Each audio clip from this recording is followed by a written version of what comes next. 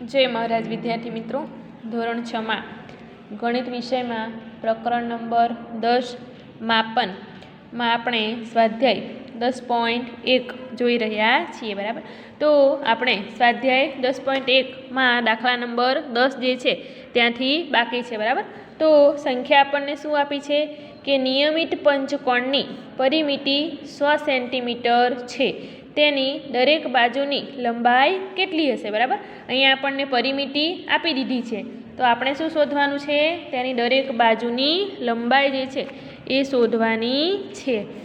बराबर, तो शुं छे कि नियमित पंचकोण छे, आपणे अहींया आकृति एक दोरीए पंचकोणनी। नियमित एटले के केवो कहेवाशे कि तेनी बधी बाजुओ जे छे ए केवी कहेवाशे, सरखी। बराबर, तो तेनी परिमिति एटले के अहींया आपणे ए लईए तो ए थी आपणे एक आखो आटो फरीशुं ने फरी ए सुधी आवीशुं तो तेनुं माप केटलुं आप्युं छे आपणने 100 सेंटीमीटर। बराबर, तो आ तेनी दरेक बाजू जे छे केवी छे, सरखी छे। बराबर, तो आ तेनी दरेक बाजुनुं माप जे छे ए केटलुं कहेवाशे ए आपणे शोधवानुं छे। बराबर, तो नियमित पंचकोणनी परिमितिनुं सूत्र आपणने खबर छे। बराबर, आपणे सूत्रमांथी ज जवाब मेळवવાનો छे। बराबर, तो आपणे लखीए कि नियमित पंचकोणनी परिमिति। बराबर, परिमिति बराबर शुं थशे, तो तेने केटली बाजुओ छे, 5 छे। बराबर, तो आवशे 5 गुण्या 1 बाजुनी लंबाई। बराबर, 5 गुण्या 1 बाजुनी लंबाई एवुं थशे। हवे आपणे शुं शोधवानुं छे, तेनी एक बाजुनी लंबाई केटली छे। बराबर, एटले के तेनी दरेक बाजुनी लंबाई केटली छे, तो नियमित छे एटले के सरखी ज लंबाई छे, एटले आपणे एक बाजुनी लंबाई शोधीशुं। तो आने आपणे सूत्र करता बनावीए के एक बाजुनी लंबाई बराबर बराबर थशे अंशमां शुं आवशे कि नियमित पंचकोणनी परिमिति, नियमित पंचकोण नी परिमिति। बराबर, नियमित पंचकोणनी परिमिति आ जे छे आ बाजू अंशमां आई जशे, एना छेदमां केटला आवशे, तो 5 आवशे। बराबर, आपणे तेना 5 भाग करवाना छे, तो परिमिति आपणने केटली आपी छे, 100 आपी छे। बराबर, तो आपणे लखीशुं 100 सेंटीमीटर ना छेदमां आवशे 5। बराबर, तेना आपणे 5 भाग करवाना छे, तो अहींया आपणे भागाकार करीए। बराबर, के 5 दू 10 थशे, अहींया 0 0। बराबर, आ 0 आपणे नीचे उतारीशुं एटले एक 0 उपर आवशे, एटले 20 पंचा 100 थशे। बराबर, तो अहींया जवाब आवशे 20 सेंटीमीटर। बराबर, तेनी आ दरेक बाजुनुं माप जे छे ए केटलुं कहेवाशे, 20 सेंटीमीटर कहेवाशे। बराबर छे, तो हवे आपणे पछी बीजो दाखलो जोईए। बराबर, हवे दाखला नंबर 11 जोईए, तो तेमां शुं छे के दोरीना टुकड़ानी लंबाई 30 सेंटीमीटर छे। बराबर, एक दोरी छे तेना टुकड़ानी लंबाई केटली छे, 30 सेंटीमीटर छे। पछी शुं छे कि जो आ दोरीनो उपयोग ए एक चौरस, बी एक समबाजु त्रिकोण, सी एक नियमित षटकोण रचवा माटे करवामां आवे, तो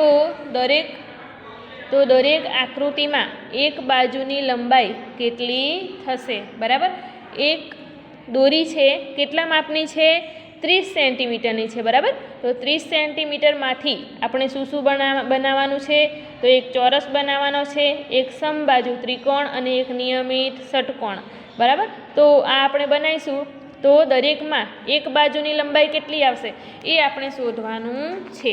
बराबर, जेम के आपणे अहींया लखीए जवाब। बराबर,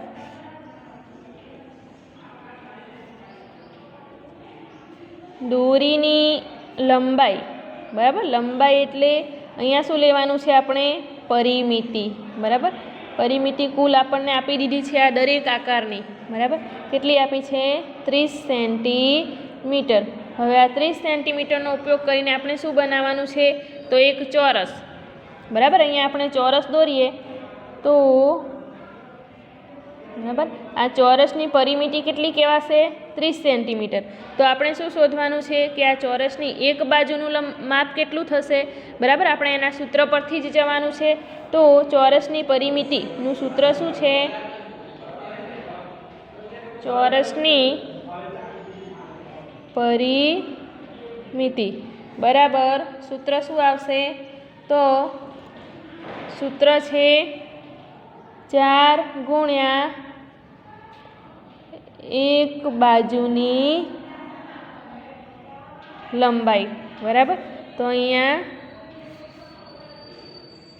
આપણને શું આપ્યું છે? પરિમિતિ આપી છે. આપણે શું શોધવાનું છે? એક બાજુની લંબાઈ શોધવાની છે.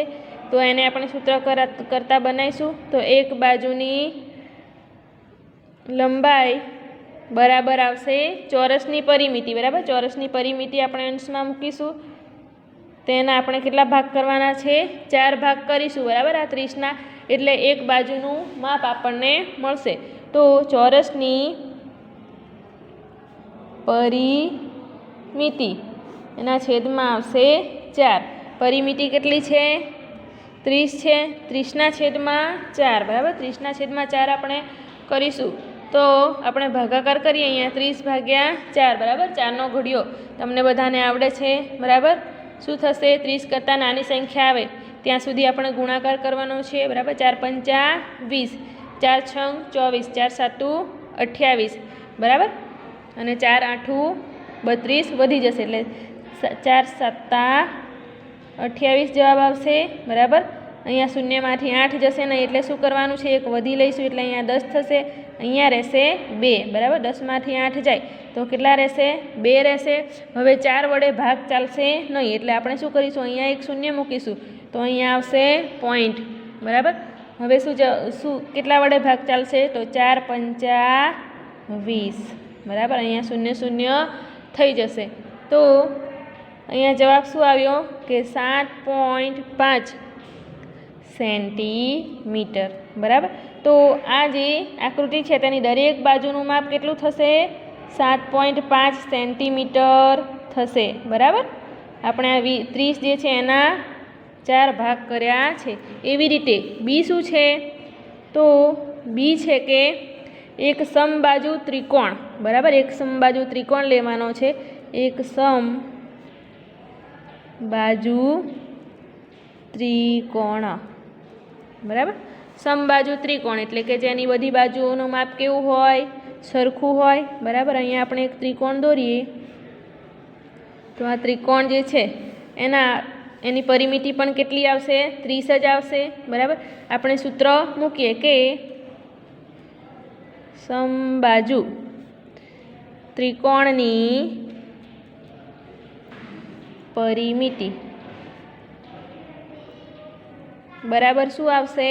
તો 3. કેટલી બાજુઓ છે સરખી? 3 છે એટલે 3 ગુણ્યા એક બાજુની લંબાઈ, બરાબર. આમાં આપણે શું શોધવાનું છે? એક બાજુની લંબાઈ શોધવાની છે. તો એને સૂત્ર કરતાં આપણે બનાવીશું તો એક બાજુની લંબાઈ બરાબર એની પરિમિતિ આપણને જે આપી છે 30, બરાબર. તેના આપણે 3 સરખા ભાગ કરવાના છે એટલે અહીંયા લખીશું આપણે કે ત્રિકોણની પરિમિતિ ના ભાગ્યા આવશે 3, બરાબર. તો ત્રિકોણની પરિમિતિ કેટલી છે? 30 છે. 30 ભાગ્યા 3, બરાબર. આપણને બધાને ખબર છે કે 30 ભાગ્યા 3 તો 10 તરી 30 થશે. 3 એકા 3, બરાબર. આ શૂન્ય નીચે આવશે તો એક શૂન્ય ઉપર મૂકીશું, બરાબર. એટલે 10 સેન્ટીમીટર, બરાબર. તો દરેક બાજુનું માપ કેટલું આવશે? અહીંયા 10 સેન્ટીમીટર આવશે. અહીંયા આવશે 10 સેન્ટીમીટર. એવી રીતે આ 10 સેન્ટીમીટર અને આ પણ 10 સેન્ટીમીટર, બરાબર. 10 ને 10 20 ને 10 30 સેન્ટીમીટર થઈ ગયું કુલ માપ, બરાબર છે. એવી રીતે પછી શું છે કે એક નિયમિત ષટકોણ હવે ષટકોણ છે એને 6 બાજુઓ હોય, બરાબર. તો આ જે છે એ તમારે જાતે પ્રયત્ન કરવાનો છે, 6 બાજુઓ લેવાની છે, બરાબર. અને 6 બાજુઓ લઈને એની પરિમિતિ જે છે એ શોધવાની છે. હવે પછી શું છે કે એક ત્રિકોણની 2 બાજુઓના માપ 12 સેન્ટીમીટર અને 14 સેન્ટીમીટર છે. તો જો આ ત્રિકોણની પરિમિતિ 36 સેન્ટીમીટર હોય તો તેની ત્રીજી બાજુનું માપ કેટલું હશે, બરાબર. એ દાખલો આપણે ગણીએ. આ જે છે તમારે જાતે પ્રયત્ન કરવાનો છે. દાખલા નંબર 12. રકમ શું છે કે એક ત્રિકોણની 2 બાજુના માપ 12 સેન્ટીમીટર અને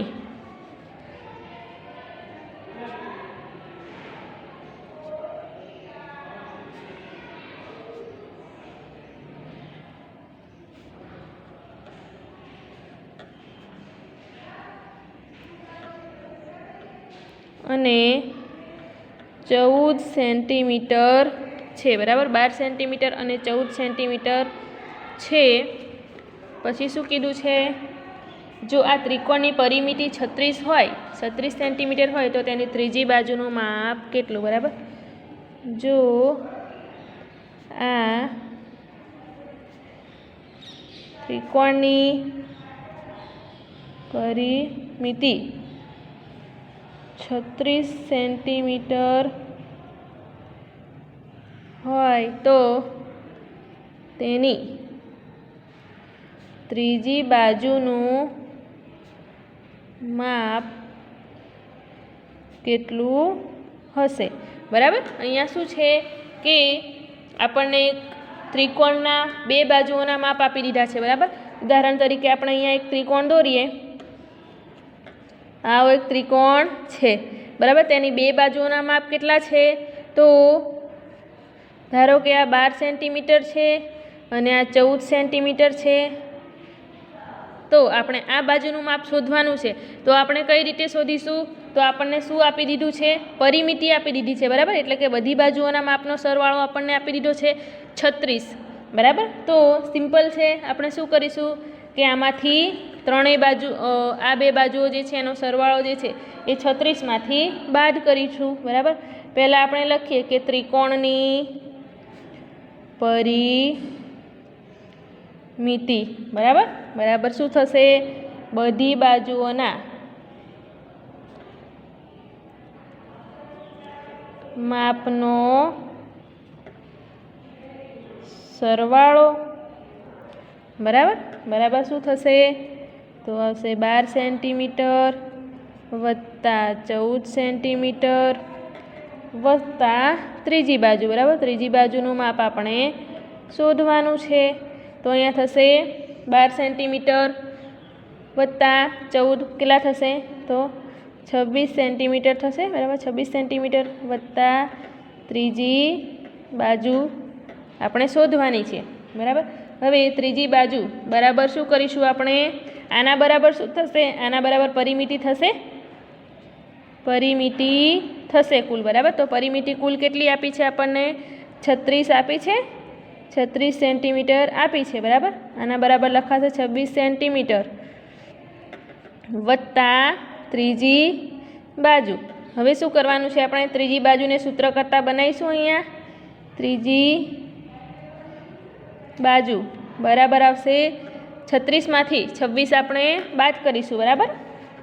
36 સેન્ટીમીટર ઓછા 26 સેન્ટીમીટર બરાબર જવાબ કેટલો આવશે, તો બરાબર જવાબ આવશે 10 સેન્ટીમીટર, બરાબર. તો આ જે ત્રીજી બાજુ જે છે તેનું માપ કેટલું થશે, તો થશે 10 સેન્ટીમીટર, બરાબર.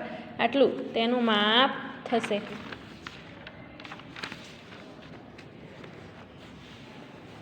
હવે પછીનો દાખલો શું છે, તો પછી છે કે એક ચોરસ બાગની બાજુનું માપ 250 મીટર છે. તેની ફરતે વાડ કરવાનો ખર્ચ ₹20 પ્રતિ મીટર પ્રમાણે કેટલો થશે, બરાબર. બાગ કેવો છે, તો ચોરસ છે, બરાબર. ચોરસની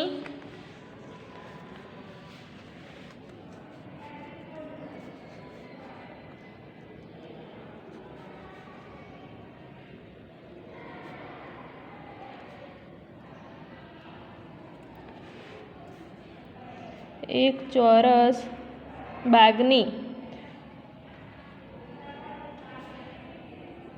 બાજુનું માપ 250 મીટર છે. શું કરવાનું છે? તેની ફરતે વાડ કરવાનો ખર્ચ ₹20 પ્રતિ મીટર પ્રમાણે કેટલો થશે?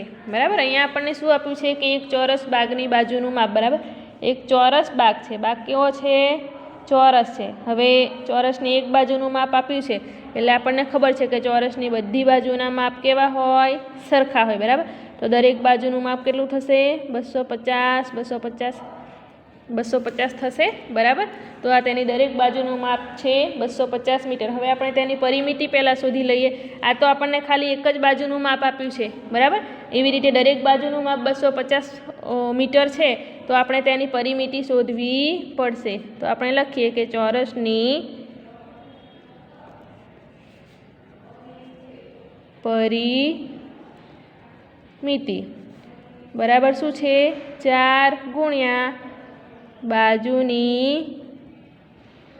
લંબાઈ. બરાબર. તો 4 ગુણ્યા બાજુની લંબાઈ કેટલી છે? 250 છે. અહીંયા આપણે ગુણાકાર કરીએ કે 250 ગુણ્યા 4. બરાબર. 4 ગુણ્યા 0 તો 0. 4 પંચા 20નું 0. વધી આવશે 2. બરાબર. 2 ઉપર આપણે વધી મૂકવાની છે. અહીંયા 4 દુ 8. 8 ને 2 10. બરાબર. 1000 મીટર થશે. બરાબર. 250 વત્તા 250 કરશો એટલે 500 ને આ 500 એટલે 1000 મીટર થઈ જાય. બરાબર. 1000 મીટર આપણી પરિમિતિ છે. હવે શું કીધું છે કે તેની ફરતે વાડ કરવાનો ખર્ચ ₹20 પ્રતિ મીટર પ્રમાણે કેટલો થશે? બરાબર. તો 1 મીટર વાડ કરવાનો ખર્ચ કેટલો છે? પ્રતિ ₹20 છે. બરાબર. તો આપણે અહીંયા લખીએ કે 1 મીટર વાડ કરવાનો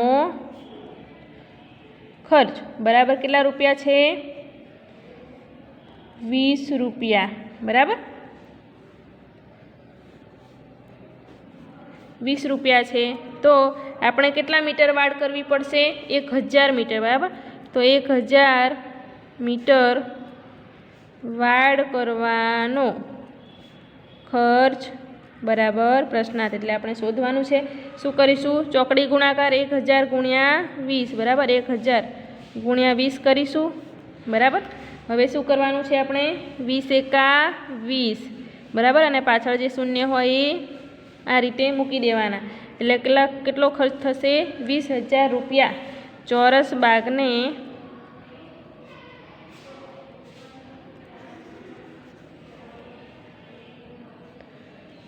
વાડ કરવાનો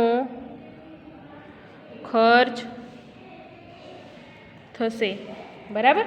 તો આ રીતે આપણો આ દાખલો જે છે અહીં પૂર્ણ થાય છે. બરાબર. બાકી જે છે આપણે પછીના તાસમાં જોઈશું. જય મહારાજ.